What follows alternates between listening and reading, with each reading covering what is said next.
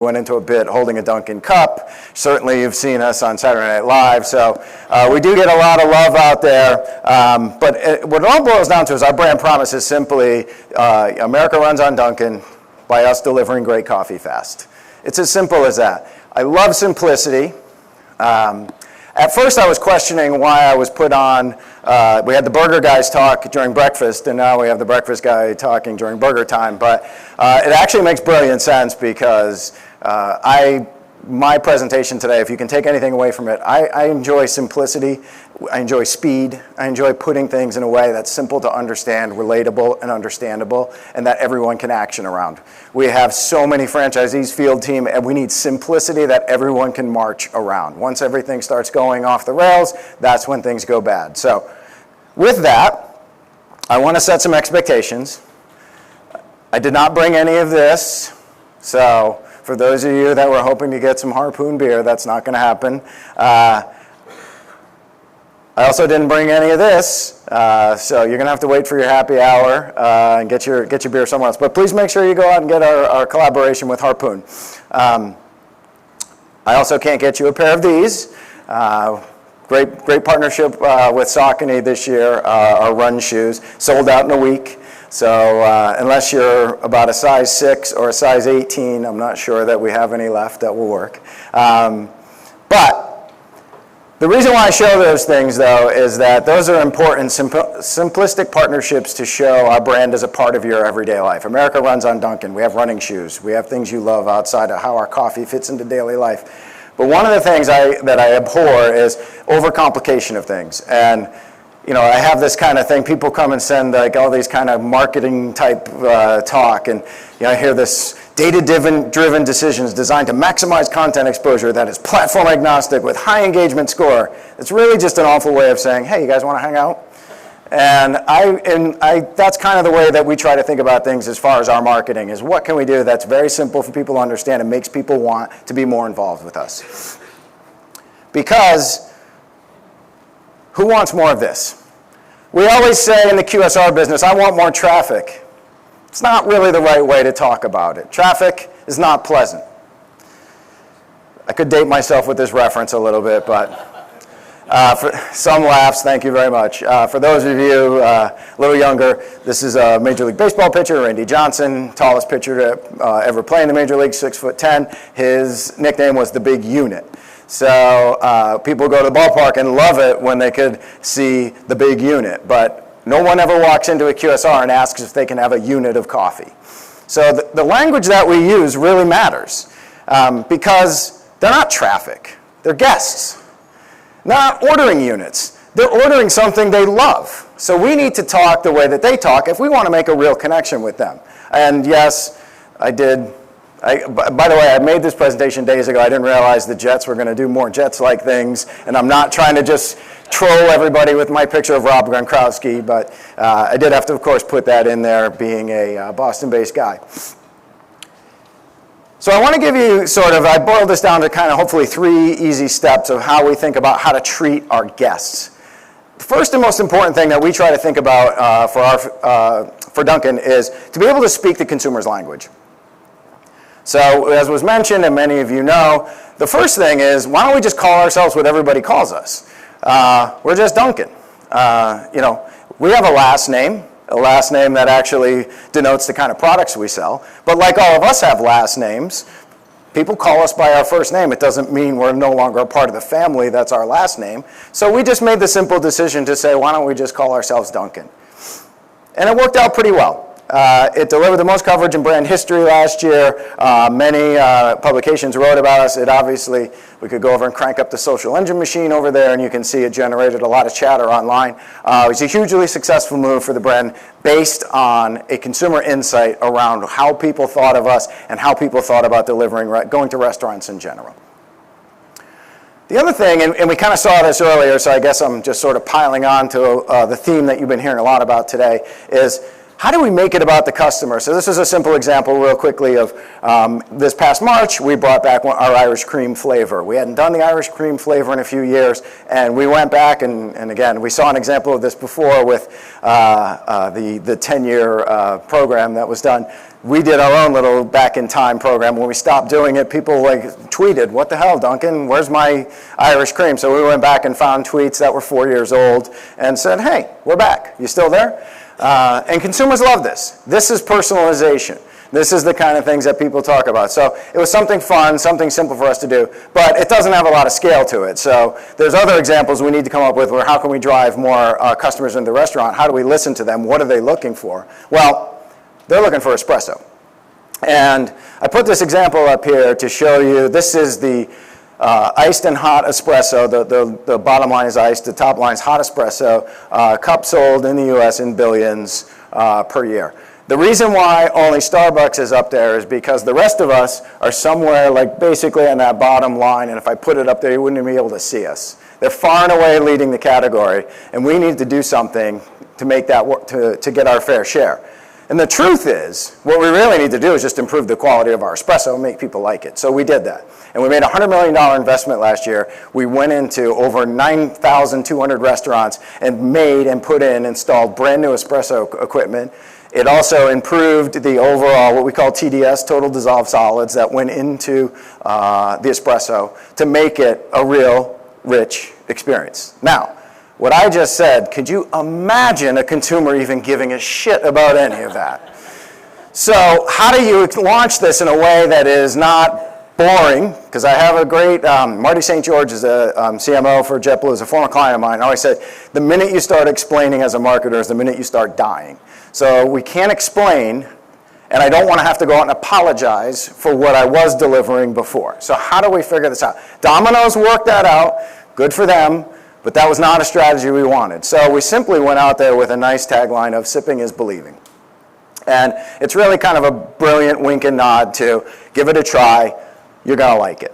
Now, the reality is that, okay, we did put a price point on it. We had to do some things that are large traffic driving platforms. But how do we get this in people's hands in a way that's very Dunkin', very accessible? It makes us look like we've gone the extra step to think about your life and how does our espresso fit into your life? Not any espresso, but how does a Dunkin' espresso fit into your life? So we made a series of fun little videos, and hopefully this will work, and I'll play one for you now. Walking around in my cappuccinos, now I can hold my coffee and my clothes, free to go about my business wherever I go with my Dunkin' cappuccino and my cappuccinos. So the point of why I show that, look, there's a whole series of things we did as far as data and who is our core customer and what are the platforms we're going to deliver that on. But that's a way to look accessible and approachable. At the end of the day, you have to live the brand promise that you are making. The second thing, and this is obviously fairly obvious, is we have to go to places that they like to go. So forgive me for a moment. We're going to get a little geeky here with some media charts, and nothing too earth-shattering, but important to set the stage. We all know we are now in the golden age of 2 years into where the amount of time consumers are spending per day on digitally connected devices is greater than non-digital connected devices. So digital is becoming hugely important to how we think about how we reach our consumers. We've seen a lot of it today, screen agnostic, buying video on phones. So we all know this is really important. Whoops. Back up for a second here if I can. There we One more. Okay.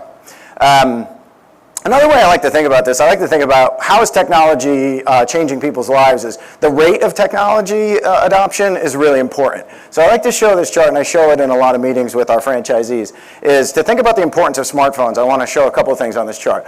The two farthest lines to the right you see there are the telephone, 100, and then 49 years for the television. This is telling you the number of years before we globally had 1 billion users of that product. So it's kind of amazing to think about the television being an omnipresent device in everybody's home, but it took almost 50 years to have 1 billion people in the world actually have a television set. And you go all the way over to the left, it took 8 years for everyone to have 1 billion smartphones in their hands. Not mobile phones, smartphones. So when you think about that, there is not time. Like you think of television, we've crafted years, and you take 6 months and do focus group tests, and you do all this stuff. That doesn't exist. Smartphones are here, they're in our world. How do we think about that? We need to use them every single day as marketers, and we can't be afraid and wait for someone else to do it. We have to do it first. So a couple of ways I just real quick want to think about that, and shout out to our partners at Waze that are here, obviously in our QSR business. They're great partners to all of us. But we know so much. The phone is telling us so much. And we talked a lot about first-party data. This is just available. This is almost no-party data. It's just basically knowing when that person's holding their phone, where are they and what's going on in their life. This is just showing an example of a time and schedule. So obviously we are a brand that is skewed to the morning. If I know it's in the morning and I know that you're on your way to work, right, I can offer you an opportunity to pick up breakfast, okay? More than that, so in the middle, you kind of see it's a simple zero-speed takeover. I'm sure many of you have done them for your clients before. But what's really great about it is now we're starting to see things like, let's do order integration right into Waze. So you can actually click on the pin.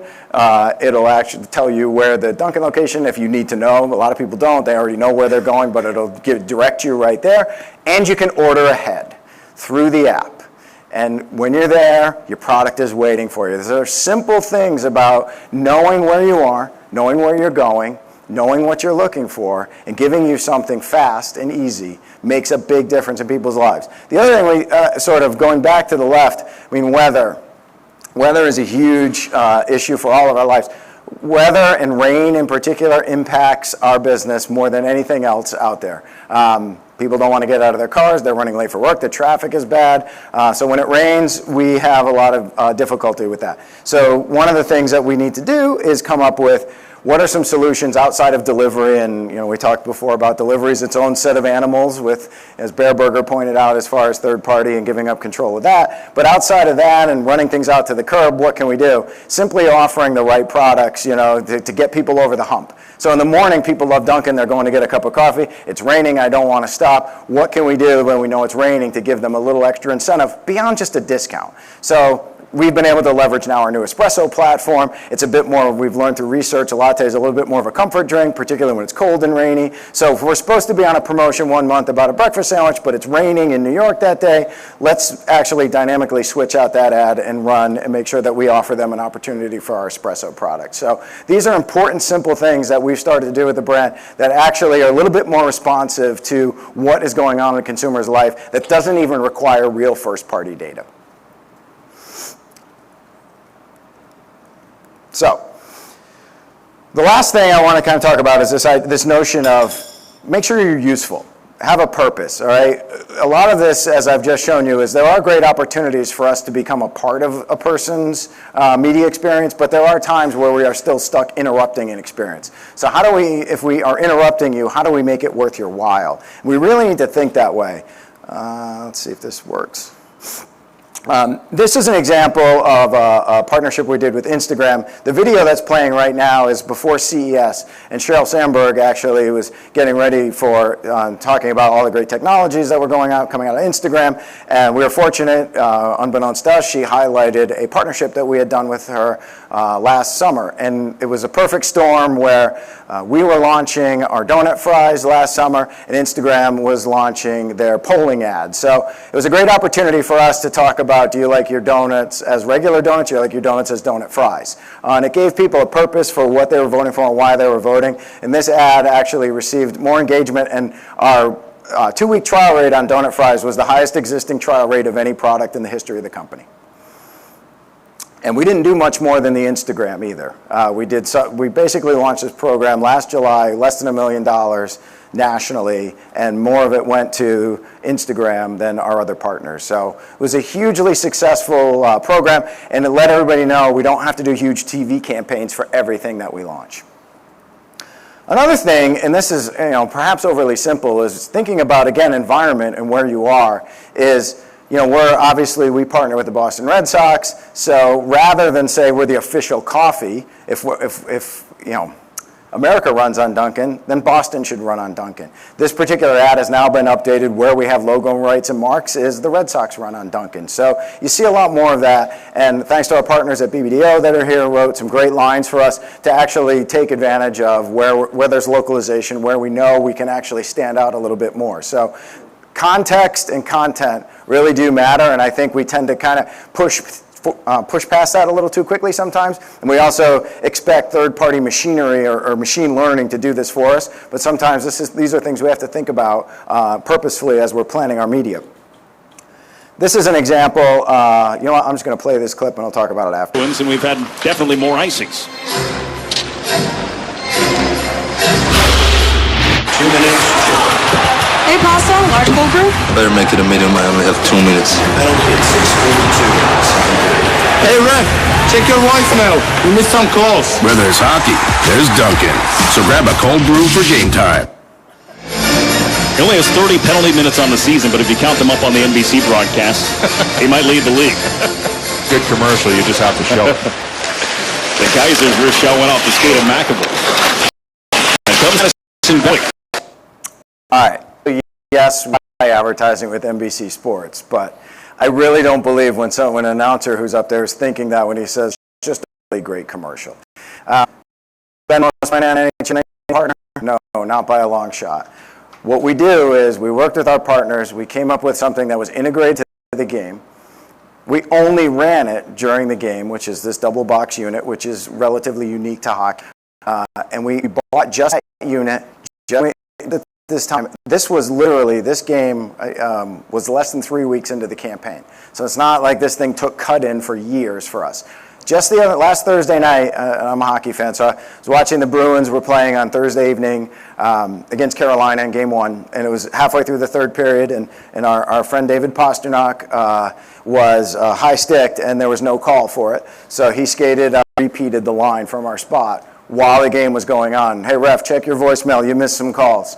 We didn't even run a spot in that game, and they talked about us for 30 seconds. So it's really been a great opportunity of just a simple way of, hey, commercials interrupt game experiences. How can we take something that NBC is trying to make a little bit more palpable for the audience, but also give them something that's actually entertaining and part of the game? Little things matter. Simple things matter.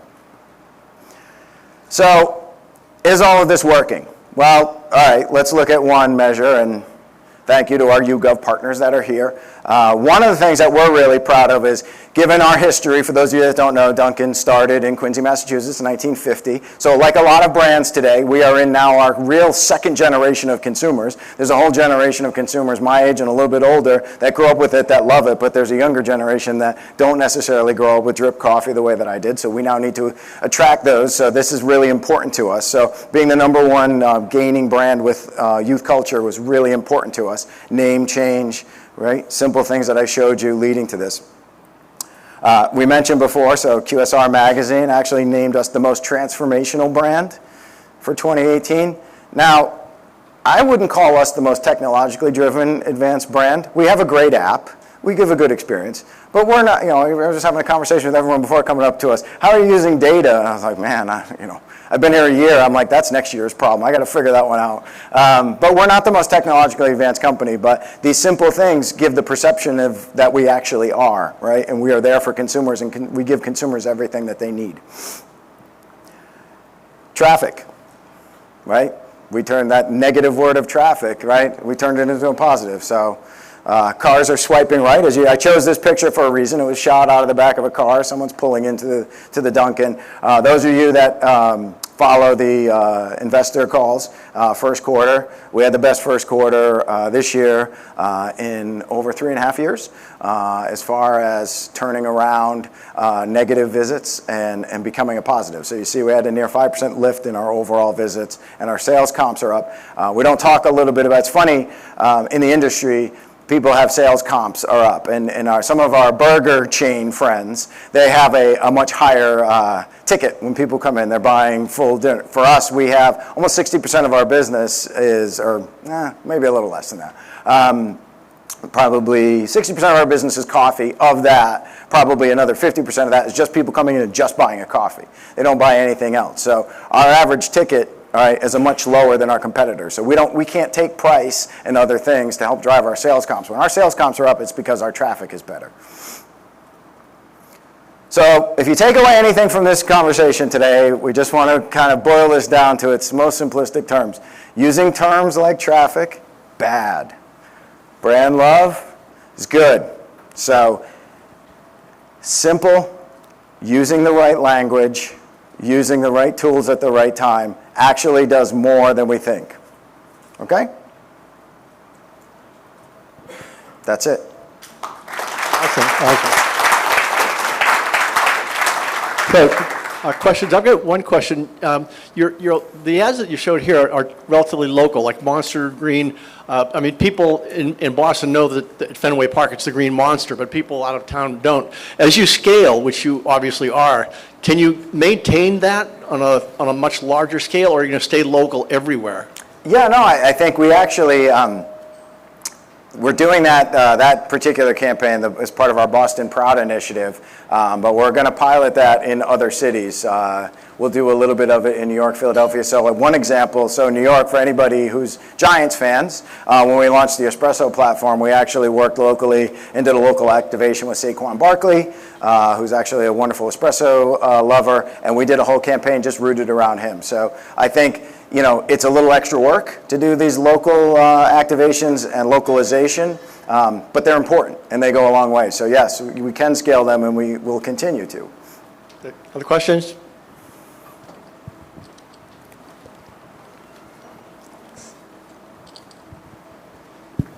How you doing? My name's Harrison Dunn. I'm from a mobile ad platform called ThinkNear. My question for you is that, you talked a lot about innovative, simple ideas.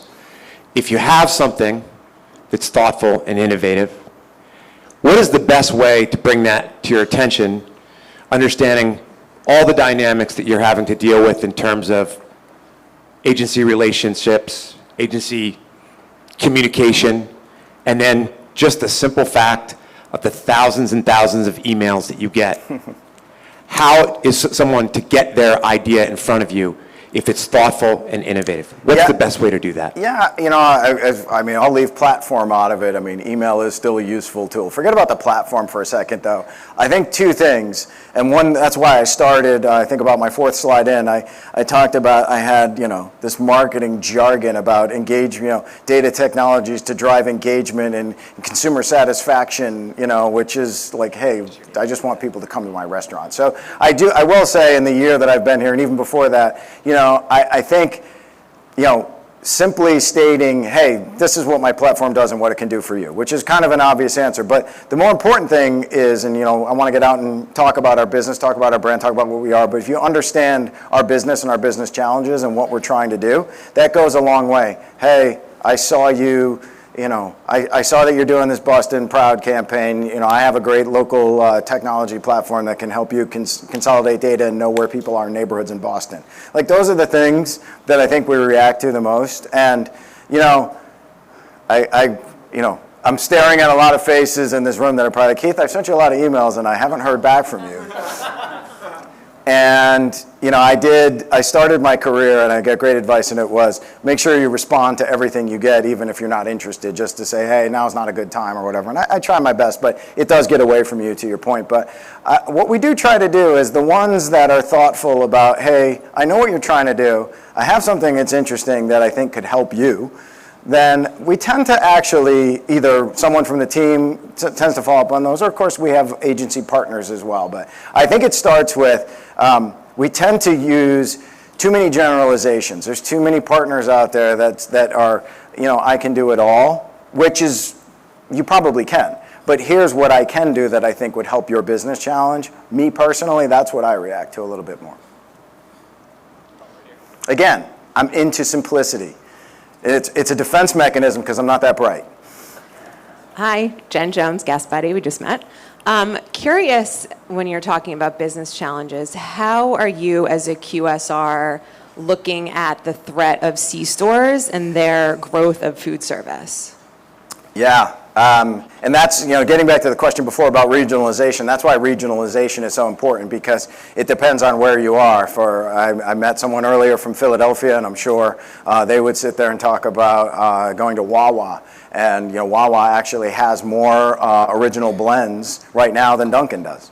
And I won't get into the boring details of why that is and high volume brewers and so forth, but the fact is they do offer more varieties, and they offer a great cup of coffee. And it's a very low % of their overall mix, so they can sell it cheaply because they make money on other things. So yeah, it is a real competitive threat. I think what you saw today is, I think our way of combating that, okay, is obviously having a great variety of products. Obviously, it's not you get it served for you. I think one of the things that we've done to combat that is one of the things that we gave away to the C-stores, and we kind of saw this a little bit earlier, and someone talked about McDonald's and kiosk ordering, is the getting it wrong rate, particularly as we expand outside of our core Northeast. Crew comes in and they don't quite get your cup of coffee right. So then the C-stores become a bigger competitive threat, because now I'll do it myself. I know exactly how I want my coffee. But now we have things like order labels, okay, which is, we talked a lot kiosks. Kiosks are kind of interesting. Our experience with them is that they don't save anything on labor. It's just a different kind of labor, because now you have to send people out, tell people how to use the kiosk. And for a restaurant like ours that relies on speed, kiosks slow you down. So that doesn't really work for us. So we need mobile order ahead, and we also need order labels. So we don't want to, I was going to have a joke before about Starbucks, about the word traffic. Starbucks, how many people have gone to Starbucks and they spelled or got your name wrong on the cup, right? Probably half the room, right? Well, the order labels take care of that, right? So we get our order rate right, we get a great cup of coffee, someone serves it for you, right? That's an experience now that combats a C-store, which isn't really offering as much of an experience. The other thing, I won't get into a whole thing about, the different business models that we have, but there are other ways that those C-stores make money that are very regional and don't necessarily scale as well. So for us, I would say in the Northeast, yes, we worry about a little bit more, but it doesn't have as big of an effect on our overall national business. Yeah. Hi, Melissa Keelis with Verizon Media. We're hearing a lot about how delivery is disrupting the QSR space to focus on. Yes, and since we're in New York, I will offer up to all of you, we have a partnership with Seamless in New York, so make sure that you get Dunkin' delivered to your office. The Dunkin' Run now doesn't require actual running by you. Yeah, it's hugely important to our business model. I think particularly, like I said, in certain markets like New York, which is, by the way, we're a Boston-based company, but New York, given its size, is our #1 market. And it's a very urban-based market with the food delivery service, so it's going to be hugely important there. I think it's also a big part of growing our afternoon business, so it's really important, but it was brought up before, the margins and how the cost works is really important, because I've mentioned before, our check size isn't that great, so passing along the cost of delivery is a challenge for us. Hi, Keith. Jazz with Hollywood Branded. I've sent you a lot of emails, and you haven't gotten back to me. Just kidding. I have a weird filter on my email, and the word jazz, I think, somehow gets filtered out. I'll change it to rock. I'm sorry. Two parts to this question. One, how important is product placement and branded content partnerships for Dunkin' and its brands? And two, being in coffee, what are your thoughts on the recent accidental product placement in Game of Thrones and the exposure Starbucks has gotten from it, even though it wasn't even a Starbucks cup? Yeah, no, that's those lucky sort of happenstance. Here's the thing on product placement. It's kind of interesting. We're fortunate to have we feed our brand with great content and great placements that forces people to talk about us. So we don't pay for it as much as others do. So I don't see it as that important of a role as far as paying to have people drinking our coffee. And the other main reason for that is I think those are great mechanisms to help drive awareness. We don't have an awareness issue, we just have a consideration issue. So I actually, in that case, product placement doesn't play as big a role for us as it might for some other brands. And yeah, I would have loved it if Game of Thrones had a Dunkin' cup in there by accident, but I'll take the Tonight Show last night, spending 30 seconds Jimmy Fallon holding a Dunkin' cup, talking about Dunkin'. Keith Lusby, thank you very much. Thank you.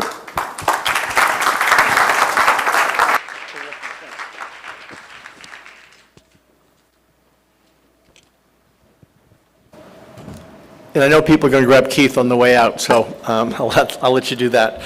If Erin and Josh can come up to the stage, that would be great. Brands and customers now have unprecedented access to one another, but what are marketers doing to make the most of it? Here to discuss this is Josh Kraus, Director of Digital Marketing at Auntie Anne's Pretzels. I'm sure everyone knows that if you've been to any mall in America. With the objective of driving more guests to Auntie Anne's counters more frequently, Josh oversees all digital and social activity for the brand, including the Pretzel Perks loyalty app, brand website, eCRM, and all paid media. Here to tackle that issue with him is Erin Vogel, Senior Vice President, Central Region Content Lead, Spark Foundry. Take it away, Erin, and welcome to the panel. Welcome to the coveted 2 p.m. spot. I think we got a great conversation here that is going to really build on everything you've heard today. A lot of interesting conversations, some affirming to what you're doing as a brand and as a marketer, some provocative, thinking about things a little bit differently. When we think about this panel in particular, and this conversation in particular, what's exciting to me is the role that the consumer is playing in this. So I'm going to let Josh introduce himself here in a second, but wanted to talk a little bit first about a conversation we had prior to this conversation and our prep work for this. And when we think about the actual title of this panel and direct-to-consumer, we're not talking about direct-to-consumer products that are disrupting retail and eyewear and shoewear and beauty and the like. We're talking about the literal direct-to-consumer and what that means when consumers have that unprecedented access to you. And when we were prepping for this conversation, something I thought was really interesting, and I went back to figure out what point in my life was I exposed to Auntie Anne's as a brand, and it was my childhood, and it was something that you went to the mall, and you went, and it was where the mall is where teens congregated. It's where older people were power walking when it was rainy and still dark at 6 a.m. It's where you were there for stores, and there was a lot of stores happening there. And you start to think about Auntie Anne's and Cinnabon, and those are really those spontaneous snacking occasions, and where the brand from a farmer's market up into where the location will go, where your consumers are. And I promised myself at some point in my career when I got old enough to say, when I was a kid, do you remember malls? I wouldn't do that. But here I am thinking about malls and thinking about what they represent today. And you think about that being one of the first ways that we thought about what consumers are telling us and what they're indirectly telling us, where their habits are shifting, where their buying behaviors are shifting, what's happening in real estate. When you fast forward to today, you talk about data, and they're literally telling you things, whether they are IMing you and you're slipping into your DMs, or they're emailing you, or they're calling you, or they're signing up for your loyalty apps and letting you know exactly where they are and when they are. It's really what we're going to spend most of our time today talking about, which is evolving, knowing now that Auntie Anne's has evolved in the downsizing of malls and downsizing of those locations, that it represents less than half of the stores today in a thriving brand that is over 1,500 locations globally.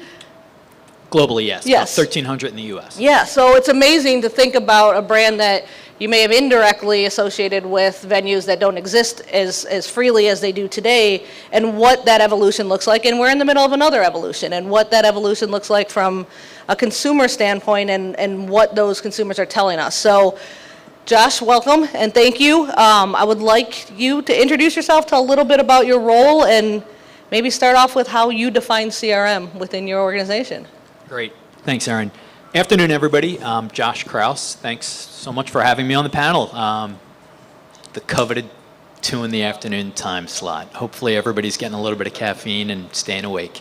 So I've been with Auntie Anne's for going on a year now. It's a fascinating company and a really interesting category.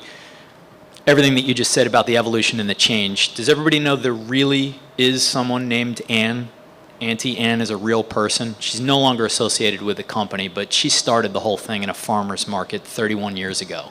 And here we are 31 years later. There's locations in malls and airports. We have food trucks. We have locations in 48 other countries. And the way people think about snacks and the access that people have to food, it changes constantly. So one of our biggest areas of focus is addressing our number one barrier, which is accessibility to our stores.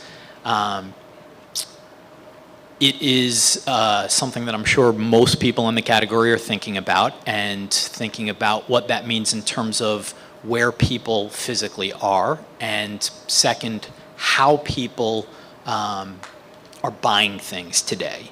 So if we were having this conversation, if this panel was taking place a year ago and somebody brought up DoorDash, Grubhub, Seamless, any of the third-party delivery companies, and they said, how important is this to you? What do you think the future of third-party delivery is relative to Auntie Anne's business? I would have looked at you and I would have said, Aaron, that doesn't make any sense. That's not going to happen. Nobody's going to spend $8 for delivery, including tip, or maybe even more than that, including tip, to get some pretzels and lemonade.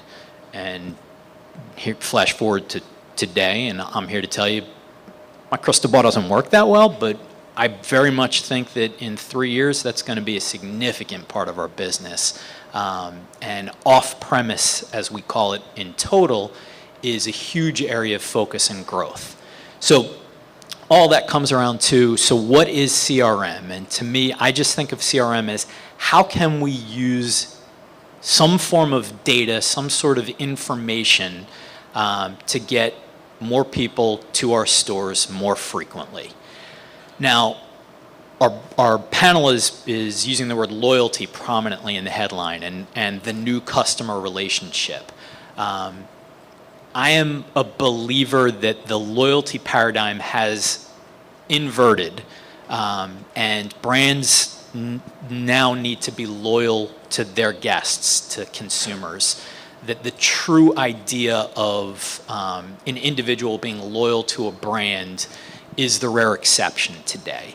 And CRM gives us the opportunity to show our loyalty to our customers. And the construct that I always use for that is relevance, authenticity, reach, and engagement. So it's how we're using that data point, whatever it is, to make sure that we are being as relevant as possible and authentic to our brand while reaching as many people. Does the program scale? And now we know, do they care about it? Are we activating them? Are we triggering sales? Because ultimately, that's what it's all about.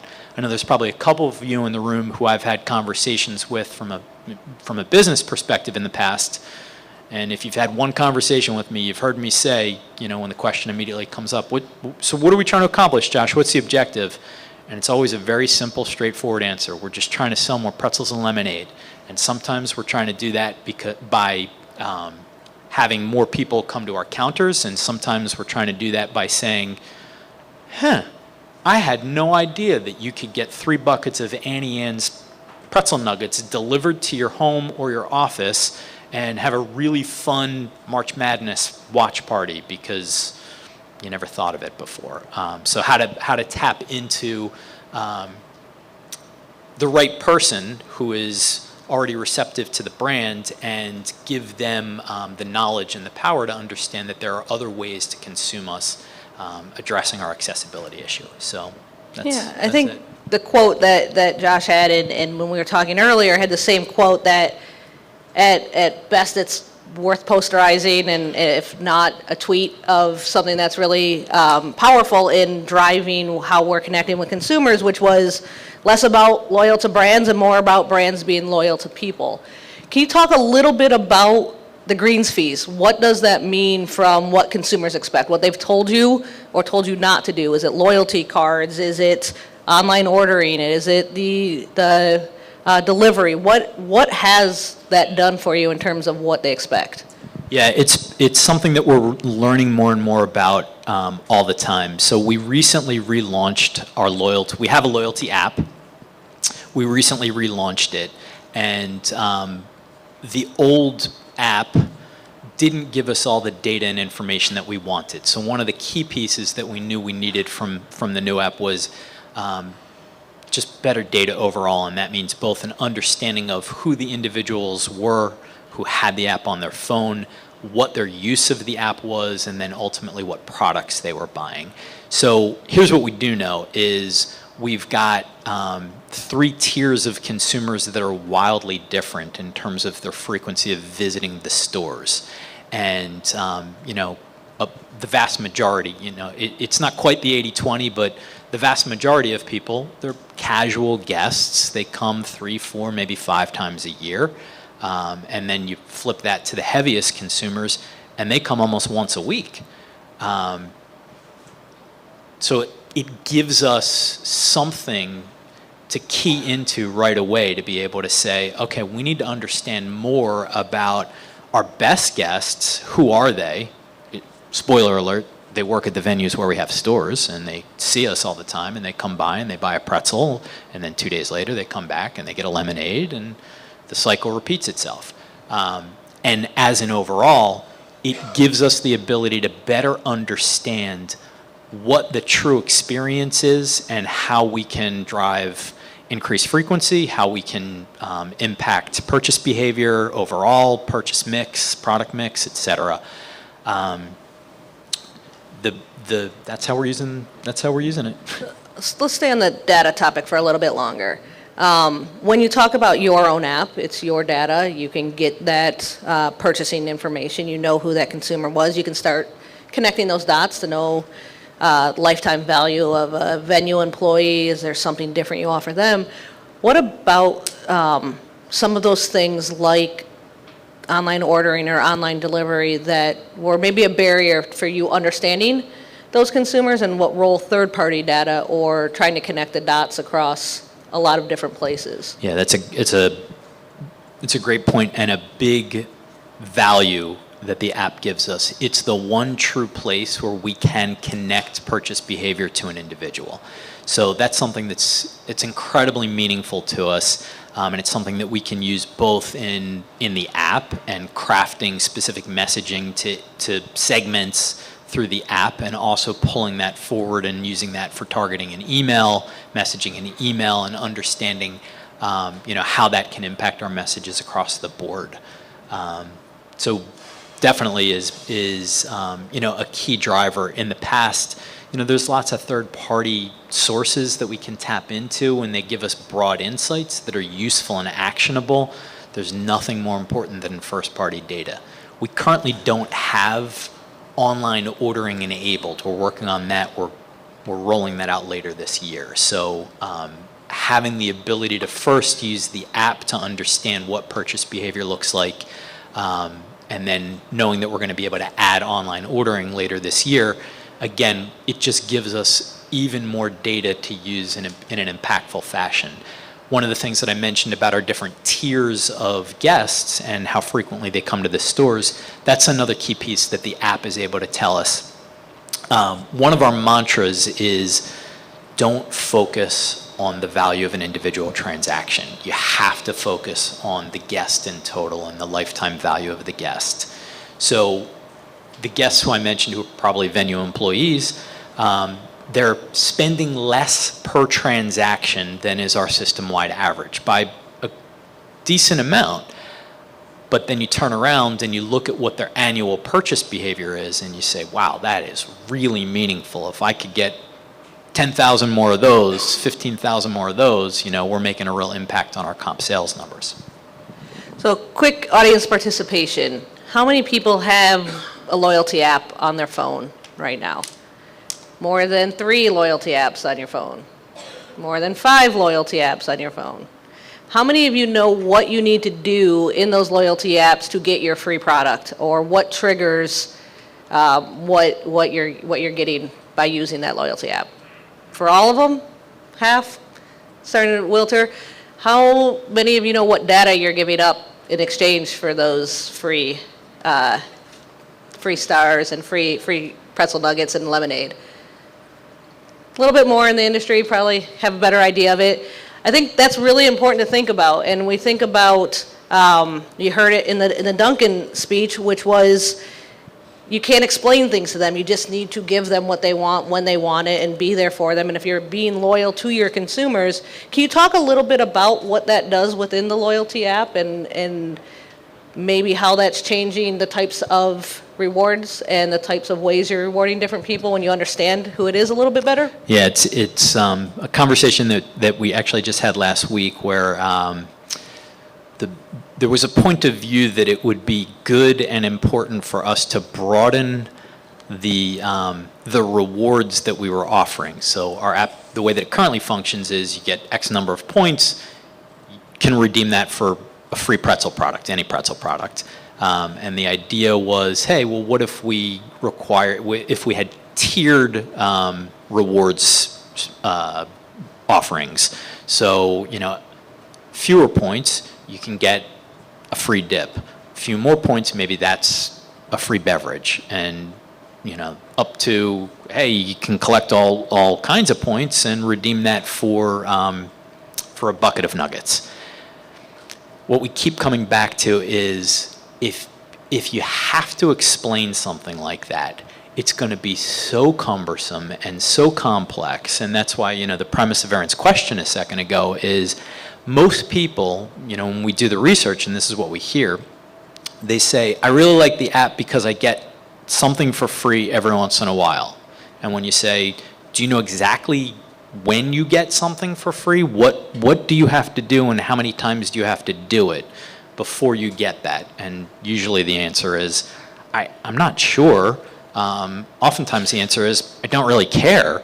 I just know that it makes me feel good, and it gets back to that brand being loyal to me sensibility, where it just makes me feel good about the purchase and makes me feel like this brand values me or this company values me. So when you think about all the rich information that you're getting, and a little bit of a loaded question as I come from a media agency and build content that connects and is better when we have better information, where do you fit in the organization? Where does your team, social platforms, connecting with consumers, how is that structured in your organization, and is that evolving of where you're connecting with? Yeah, so we create all the content, and we're using the data to be as relevant and specific as we can about what the offers are, based on what the data is telling us and how we're able to segment the individuals that we're messaging against. Overall, what the creative content is, and then one of the big pieces of evolution is social media also falls under me, and we have a strong social listening component that we're using more and more impactfully to understand how people are truly talking about our brand and what opportunities there might be in terms of new product development. So it's a nice way to sync up with our innovation pipeline, and sometimes to even get an early read on a test. So our R&D folks have a great idea for a new product. Well, we can even just tap into social and understand, is there any buzz about that? Is anyone talking about this? What's the relevance factor immediately? Does somebody else already dominate that conversation and it's going to make it harder for us to introduce a product? Or is there some white space? Are there some gaps where people are saying, hey, I really wish that Auntie Anne's offered breakfast as a for instance? Guess what? We heard that. And now we're offering breakfast at certain locations and thinking about rolling it out more broadly. So with that, you're a franchise model, and there's a lot of local stores. What role does the national brand play to the local brand and information the local franchise owners are getting versus rolling up to a national level? How does that work from, one, a sharing of information, and two, a creating of messaging and the loyalty app and things like that? Yeah, it's more of a push-down model for us, where the individual franchisees, it's incumbent upon them certainly to spend a portion of their revenue on local marketing efforts, and it's incumbent upon corporate to teach them how to do that as efficiently and effectively as possible and to provide them with core tools and show them how to do it at a broad perspective. So we create local marketing materials for the individual franchisees, and they have to use those for the individual efforts that they're doing, and then we can support them at the local level. It's an interesting instance where stores get a little bit confused in terms of Facebook, as a for instance, where they understand that from a national perspective, the corporate entity is doing all kinds of programs, and then they're not always sure how their individual store's voice is going to come forward in social media. So we're helping them understand that. We're helping them understand how to be very geo-specific and how to be very relevant for their store. It's one of the other things, again, when we talk about using data and how we're approaching, marketing overall, paid social is a really important tool for us because it gives us that really efficient, relevant scale in a very geo-specific fashion. So we've shifted, over the past couple of years. Once upon a time, the budget was really just national coverage. Now we've allocated a much larger portion of our budget to targeting within 3/4 of a mile of any of our locations. A lot of it just gets back to a better understanding and using data to see who is coming to our stores and what does that journey look like. I wish that this wasn't the case, but has anyone ever said the following sentence? I'm in the mood for Annie Ann's, let's go to the mall. It's, at best, let's go to the mall. Oh, why don't we get Annie Ann's while we're there? But probably you have a mission, you have an experience that's planned, and then while you're at that experience or having that experience, Annie Ann's can make it better. So we're doing everything that we can to be visible and raise top of mind awareness and irresistibility when you are able to actually go buy a pretzel and some lemonade at that moment. Hitting you right now and saying, "Hey, Annie Ann's is great," it's not gonna convert. So with that, there's another consumer behavior that's changing right now, and I think I'm a little safe to say it. Anyone in my company that will be yelling at me for saying this is down the street dealing with some upfronts right now, is behavior and how they react to ads. Exactly that, in terms of hear a lot of brands trying to break through in the streaming platforms, the ad-free platforms, the banner blockers, and the skipping and the muting, and that type of behavior where something like someone willing to download a loyalty app and give you more information, or the technology available by a lot of the partners in this room to be that spontaneous last step to trigger you to walk down to the counter. How important is it to you from a consumer message standpoint, and how, you talked a little bit about the geofencing and beacons and targeting, push messaging and alternatives to mass ads or mass ads better precision targeting. How does that play into what you're hearing from consumers and what you're seeing from consumers? Yeah, first I'd say one of the slides that Keith put up and his point about brand love. So I've worked at other companies, other brands, other businesses in the past. The consumer love that people feel for Annie Ann's is different from anywhere else I've ever been. People don't like Annie Ann's, they love it. And the good news is that helps us, people are more forgiving. We can do more. We're a little bit more engaging because of that just built-in love. So that's something that's really important. Now that said, the ability to tailor our messaging and break through, and so I guess I'll say it this way. Email is still disruptive. It's still really important. Having the ability to tap somebody right on their phone through the app, that's critically important if we can be relevant, be appropriate for them, if we can keep them from deleting the app. And I look at all of these things not as either or propositions, but it's really important to make sure that they're all working together hand in hand, and you're hitting as many touch points as possible to be as disruptive as you can. I don't know when somebody's going to check their email. I don't know, as I mentioned, if they've still got the app on their phone or if they decided that they're just going to delete it because it either wasn't doing what they wanted it to. They thought it was going to enable online ordering and it didn't, or they just haven't been to the store in a few months. So hitting them in display in a very geo-specific fashion, hitting them in email in a regular, relevant fashion, and just giving that message of, we get it, we know what you want, we've got something for you because we're loyal to you. And the app, it's all working together.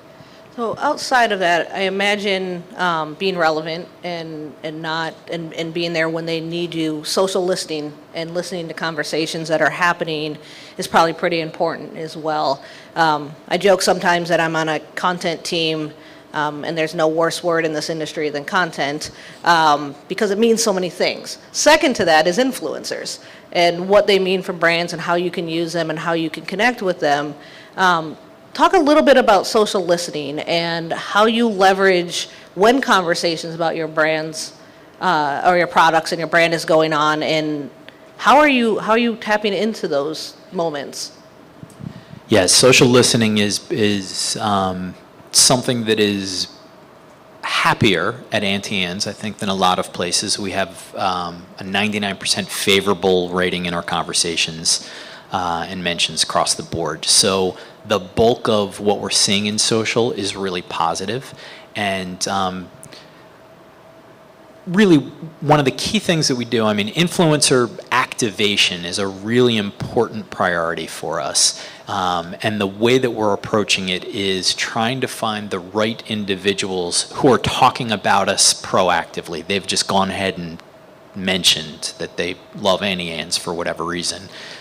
Put up a picture of their pretzel or themselves, while they're buying an Auntie Anne's product. We're trying to discern who the right individuals are with sizable enough networks, and then we're just connecting with them directly. And you would be amazed what people will do for an Auntie Anne's t-shirt and a couple of free pretzel cards. Approaching it that way and just generating these one-to-one, anti-insider relationships has generated a really nice return in terms of buzz, in terms of content that those individuals create, in terms of, people see, oh, somebody who I follow, I see that you gave them the t-shirt and the freebies. How do I get that? And then they start a whole conversation. So at its core, we're looking at things a little bit more granularly than a lot of people have been thinking about, I think, influencer marketing. We're not looking at the Kardashians. Frankly, we don't have the budget for things like that. So we're really trying to think about, again, this relevance and this authenticity. Who's already saying that they love us? Well, if they've got a sizable enough network, and that can be 10,000 in their network, we're seeing what we can do to just hype them and continue the outreach. Additionally, we've got some tentpole events, the March Madness that I mentioned before, Oktoberfest, pretzels and beer, sounds good, right? Is an important one for us. So that's another instance where we might look for influencers who could specifically address a topic a little more relevantly. And it's really the same idea. It's, hey, we want to send you a couple $100 worth of pretzels so that you can throw a party, and hopefully you're going to talk about it, and your friends are all going to talk about it. I think we're going to, I'll ask one last question to Josh, and then we'll turn it over to the audience for more participation and questions from you. If you had to predict, you already said your crystal ball is not perfect. If you, knowing that, had to predict the next 1,000 days out, 5 years out, where do you think it's going? From consumers having access to you and how brands are responding? Yeah, my crystal ball does not work well, that's true, but I think in this instance, Amazon sort of ruined it for everybody, right? So the Amazonification of society I want it, I buy it, it's here. It's just the expectation. So what do I see? I see even more importance on enabling as much convenience as possible for our guests, in being as loyal as possible to our guests, meaning going to them. So making it super easy for them to order pretzels in advance so that they can just swing by as they're walking out of the mall, grab the bag, don't even break stride. Doing as much as we can to create great 3PD, third-party delivery experiences, because that's a tricky one. We did an exercise recently where everybody on my team ordered from a different third-party delivery company. Just wanted to see how things came and how long it took and what the experience was. If you guys haven't done that, I would highly recommend it. It's a very interesting exercise to see how many orders get canceled for no reason at all, how many orders come incomplete or incorrect. But what I'm getting at is, this is something that's out of our control in a lot of ways, but we need to do everything we can to make the experience for our guests possible and as positive as we possibly can. And then the final piece is, it ties with third-party delivery. It's the off-premise piece. It's where things are growing. So, we did some research earlier this year, and for the folks who are huge fans of Annie Ann's, the idea of having a party tray at their office, in their house, it was a revelation. It blew.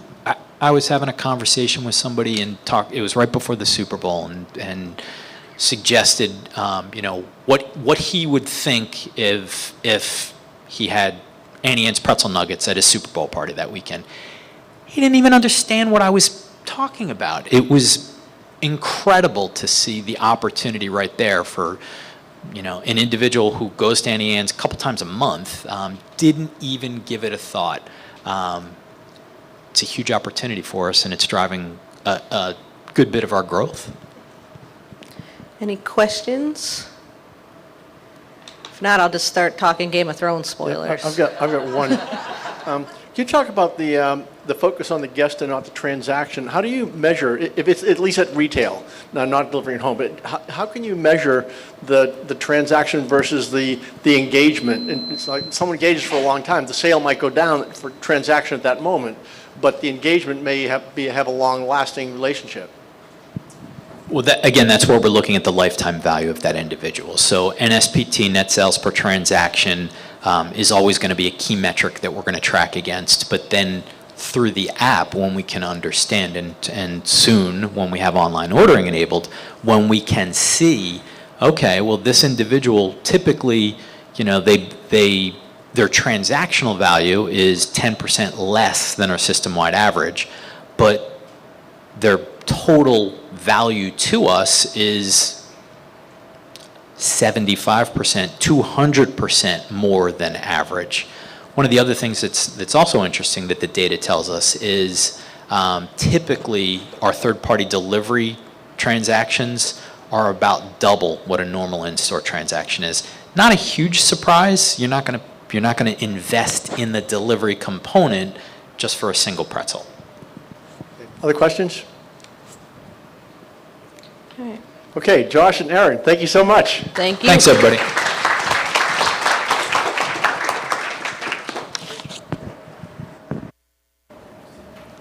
Okay, now we're going to have a 10-minute sponsor presentation from YouGov, followed by a short networking break, and then we're going to wrap it up with our location panel, which is a killer panel. So please join me for the sponsor presentation from YouGov, Holden Diamond.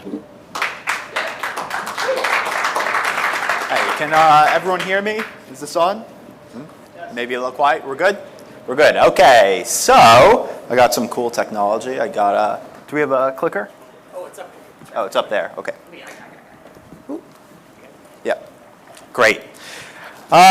So thank you so much for having me. I love that we've already seen a little bit of YouGov data here today. Thank you, Keith. I'm Boston born and bred, so go Bruins, and I have a Dunkin' cold brew every morning. But today I'd like to show you a little bit about what YouGov is. We're a full-service market research firm, and I want to show you our plan and track framework and how we can use it to evaluate product expansion and expansion potential for new products. So I'm a manager of client service. I work with clients from a whole variety of different verticals, and we share this framework with them to identify campaigns and success of campaigns afterwards. And our first point in our process is to identify a target audience. Then what we're going to do is we want to describe that target audience in depth and breadth. Third, we want to target that audience. We want to understand, once we know what they look like, when and where can we reach them? Then what we do is we move that audience into our brand index platform, which is going to be our brand health tracking platform. And in there, we can measure key measures over time for 1,700 plus different brands.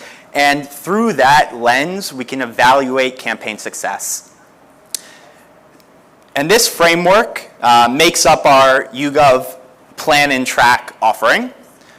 And today, I'm going to take you through one particular case study using this same framework, and then we'll take questions at the end.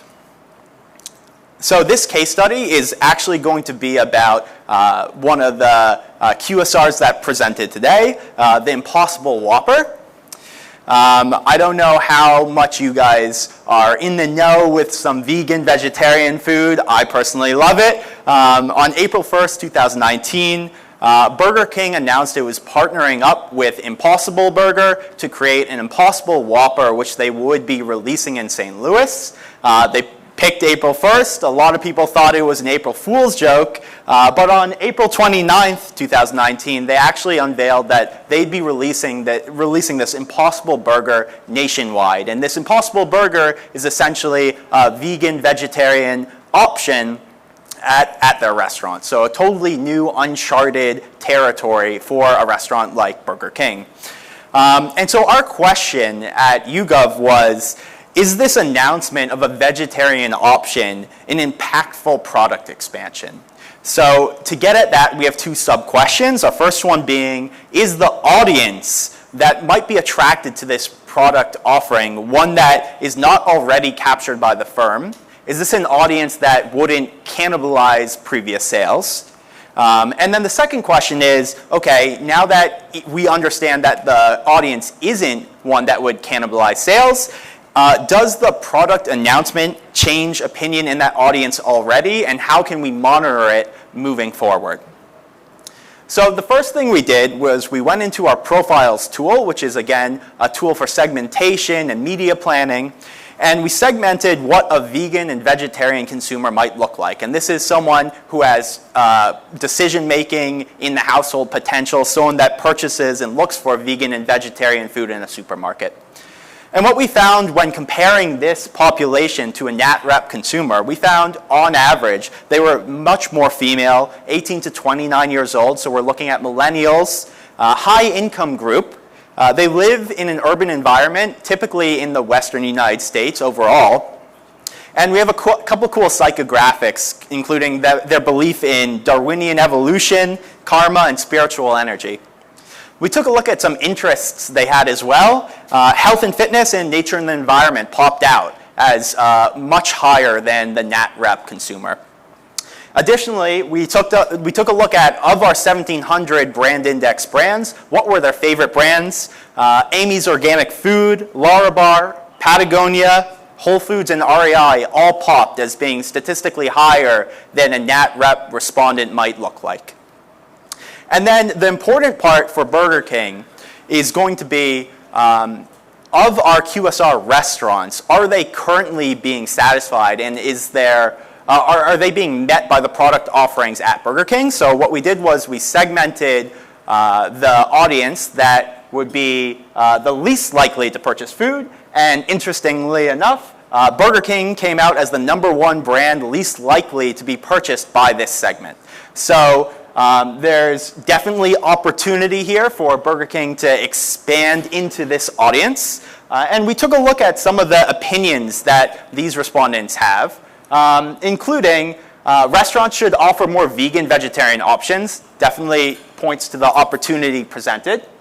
And they don't mind paying more for organic foods and specialty foods. And that's especially important because the Impossible Whopper would tend to be more expensive, and the Impossible Burger as a whole is more expensive than regular ground beef. So that wouldn't turn them off as a consumer group. The third opinion is they sometimes feel guilty consuming meat and dairy products. So our next step was to take this audience, and we want to really measure and evaluate the success of this announcement in our brand index platform. So what we looked at here is brand buzz, which is the net metric for positive and negative talking about a brand over the past 2 weeks. And we compared among vegans and vegetarians brand buzz for the QSR segment, including brands like Arby's, Chipotle, KFC, Long John Silver's, McDonald's, Subway, Taco Bell, and Wendy's. And we compared that to Burger King.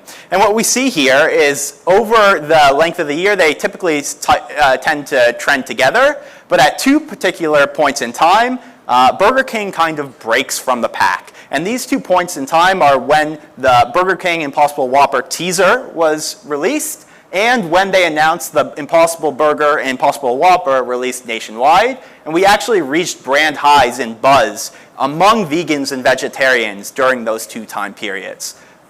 So this is to say that even among that specific segment of vegans and vegetarians, Burger King was able to capture more share of mind than they had previously.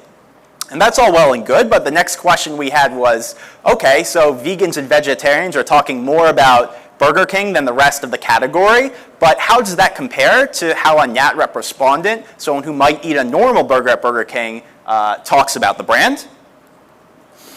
And so on this slide, we're looking specifically at Burger King. We're looking at a NatRep respondent in the gray, and in the purple, we're looking at a vegetarian and vegan. And what we found was for the first time in the year, and when we looked back previously for for several years prior, vegan-vegetarian opinion increased past a NatRep respondent level post these announcements. And you can see the dramatic increases post the announcement. So that is to say that vegan and vegetarian opinion post the Impossible Whopper announcement actually increased beyond what a normal Burger King consumer might look like. So all that to say, we took a look at this audience through our plan and track lens, and we decided that there's definitely some positive opinion and people are talking positively about the brand after these announcements. And so the next steps for us are going to be, once the product is unveiled, we really want to track what these vegetarian and vegans will look like in their consumption habits moving into the future. So that's what we're excited to do next with this particular project. And we can take a little time now. If anyone has questions, feel free to ask.